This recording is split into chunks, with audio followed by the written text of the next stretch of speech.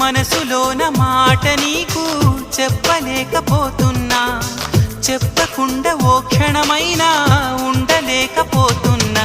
ఎలా చెప్పనమ్మా నాలోని ప్రేమని